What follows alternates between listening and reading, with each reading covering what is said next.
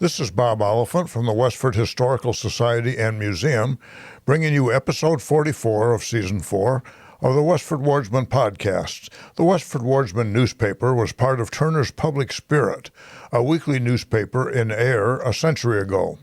In this episode, we'll be reading the Wardsman for the week ending Saturday, November 4th, 1911, and I'll elaborate on what was happening in Westford that week.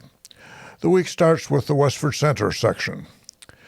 The Peterson Concert Company gave a most enjoyable concert in the vestry of the Congregational Church last week, Thursday evening.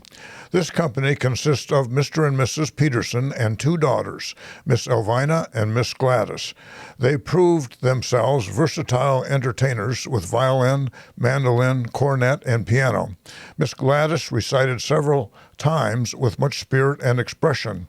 A supper for the members of the CE, that's Christian Endeavor Society, under the direction of Mrs. Wallace, who was the pastor's wife, was served earlier in the evening, at which the Peterson Concert Company were the special guests. At the concert later, there was a large audience present. This company was the family of the musician Theodore Peterson and his wife Petria, who were both born in Denmark. They came to the U.S. in 1881, and their 2 daughters were born in Connecticut in the 1890s, but by the 1920s, they were in Chicago, Illinois. Miss Evelyn, her given name was actually Evelyn Cortelew. Miss Evelyn Hamlin was at home for the weekend. This is her first visit at home since entering Wellesley College. Miss Hamlin expresses herself as well pleased with college life and its environments. The Henry M. Wrights of Quincy were over Sunday guests at H.L. Wrights. That was Harwood Livingston Wright, whose nickname was Dick, and the 2 Wrights were brothers. Mrs. Charles H. Fletcher entertained as guests in her home last week her cousin, Miss Augusta Layton of Newton, also Mrs. Luke Fletcher of Arlington. Mrs. Edward Fisher, Mrs. W.E. Carver, Mrs. Alfred Hartford, and Mrs. John Feeney were among those present at the, quote, at home, end quote, given to a large number of guests by Mrs. Gertrude Carver Skidmore at her home in the Winter Hill district of Somerville. On the Friday of last week, these ladies report a very enjoyable time. Superintendent of Schools, Frank H. Hill, will be present and give an address at the regular Sunday evening service tomorrow evening at 7:30. Mr. Hill will speak to the young people, and it is hoped a good audience will greet him. The Purdy dwelling house, which Mrs. Tyler of Arlington is having built for her occupancy on a part of the grounds of her nephew, W.J. Merritt, who lived at 62 Main Street, is nearing completion.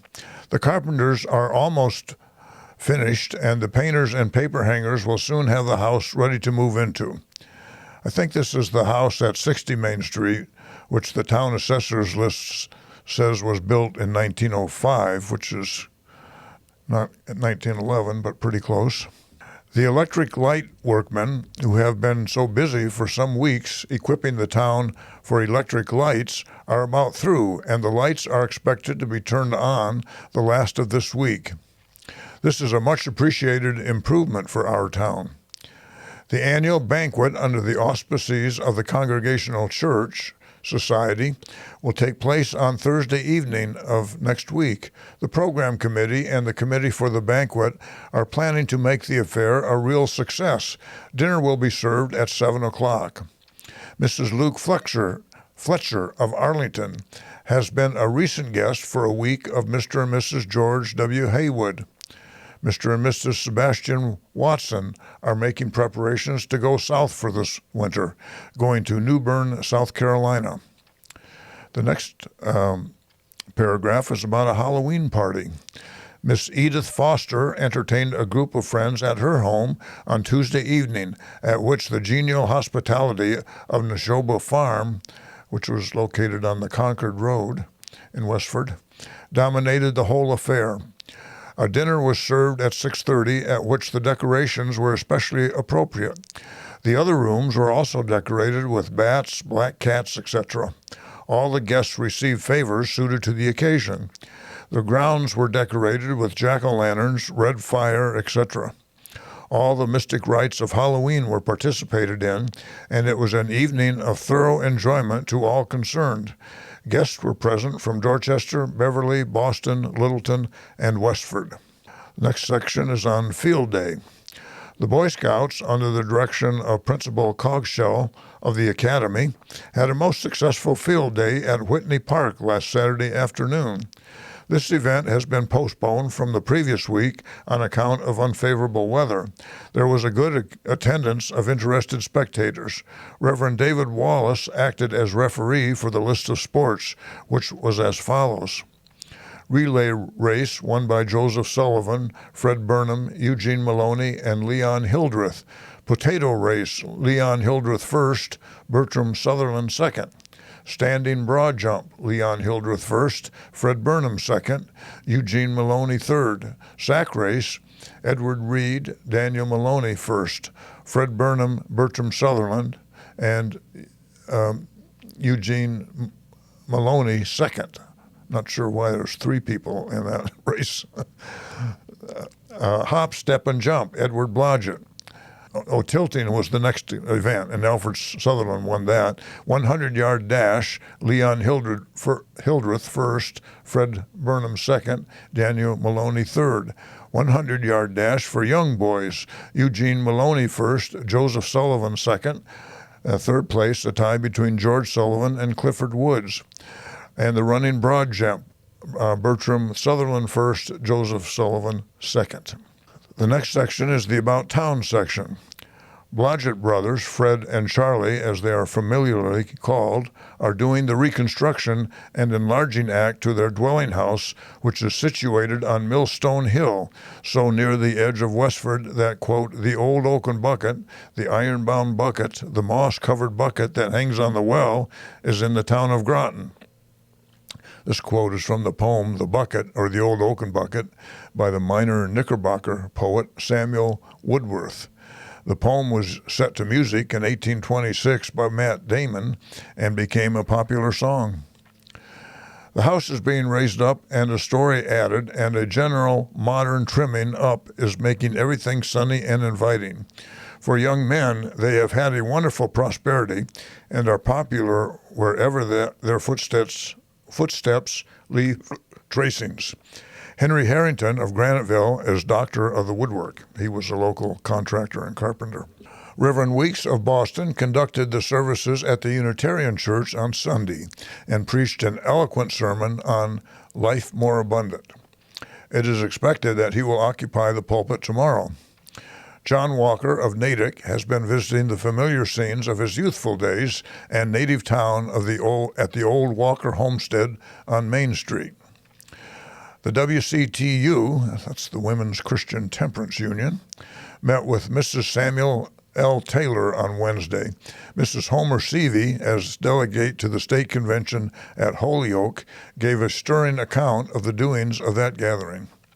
To make hospitality full and generous, Miss Elsie Coffin of Berwick, Maine, has been receiving the open hand of welcome of her nephew and niece, Charles E. and Miss Belle Walker. Hugo Page, who has been seriously ill of pneumonia at his home on Depot Road, is now moving away from the danger point. Mrs. Wallace Johnson has been giving evidence of lung trouble. The evidence has been partly subdued by judicious attention.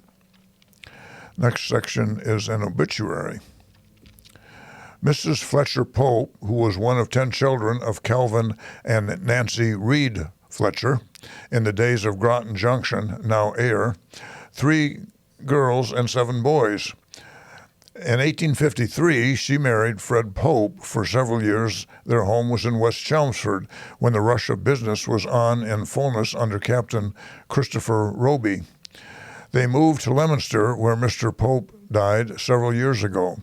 Mrs. Pope will be remembered by many of the older residents of Westford as assistant teacher in Westford Academy with Luther Shepard as principal. He was principal from 1854 to 57. She leaves one sister, Mrs. Martina Cooper of Shirley, the last one of the family of 10 children. 2 children, Dr. Frank Pope of Ashby and Mrs. Nellie Pope Hamblett of Fitchburg, who will be remembered by Westford people as the widow of Lester A. Hamblett of Brookside. One, William F. Pope, died several years ago. He was a sculptor and was famous as having made the bust of Mrs. Eddy, the famous Christian Scientist. The Pope family were actively social in the community life wherever they resided, and as such, they will be remembered by the village people of West Chelmsford and Westford. Mrs. Pope had reached 82 along the earthly measurements of time. The funeral took place on Friday from the home of her daughter in Fitchburg, and burial was in Shirley. The next section is the Forge Village section.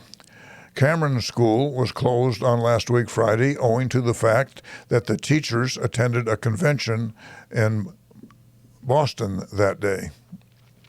Mr. and Mrs. John Shackleton intend sailing on Tuesday, November 14th on the SS Franconia for Keighley, England, their home.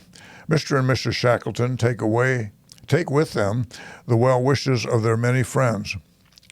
According to Wikipedia, the RMS Franconia was an ocean liner operated by the Cunard Line, an English line. She was launched in July 1910 at Newcastle upon Tyne, England. After several years' service, primarily in the North Atlantic, she was taken into service as a troop transport in early 1915. On October 4th, 1916, she was torpedoed and sunk by a German U-boat. She had no troops on board, but 12 of the 314 crew were lost. Mr. and Mrs. James May have removed to the house recently vacated by Mr. Shackleton. Our little daughter, Emma Gertrude, has arrived at the home of Mr. and Mrs. William Morton of Bridgeport, Connecticut. Mrs. Morton was formerly Miss Mary Murray of this village.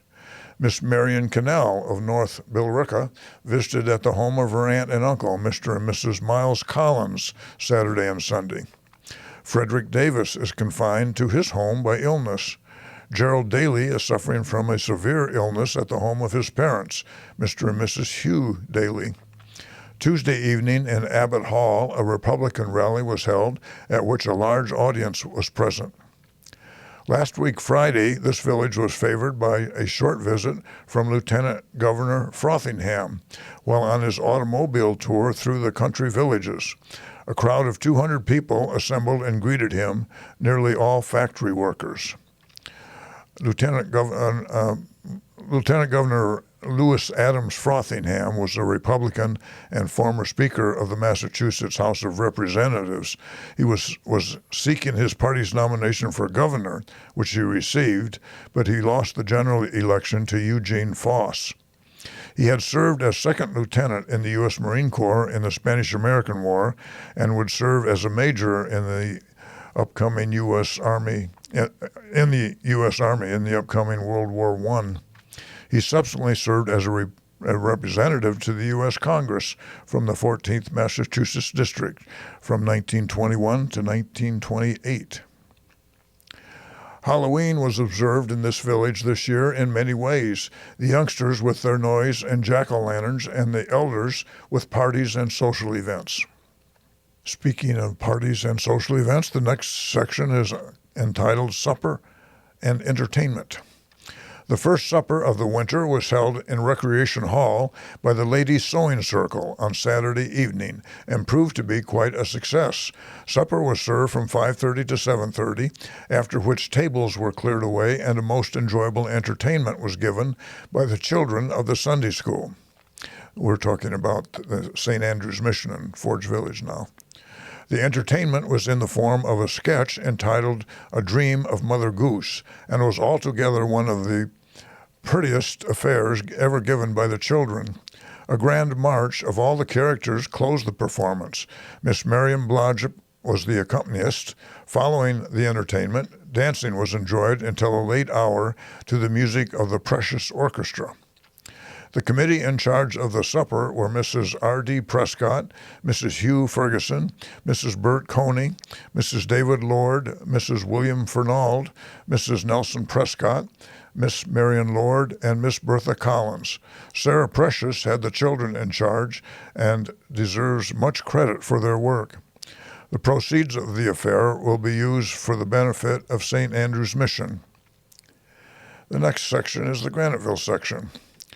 The funeral of Alfred Eaton, the baby boy of Mr. and Mrs. Charles Eaton, took place from the home of his parents on Broadway on Friday afternoon of last week at 2 o'clock and was well attended. A brief service was given at the house and was conducted by Reverend Louis Havermale, pastor of the Methodist Episcopal Church. Among the floral offerings were noticed many beautiful sprays from the family and numerous friends. Burial was in Fairview Cemetery, Westford.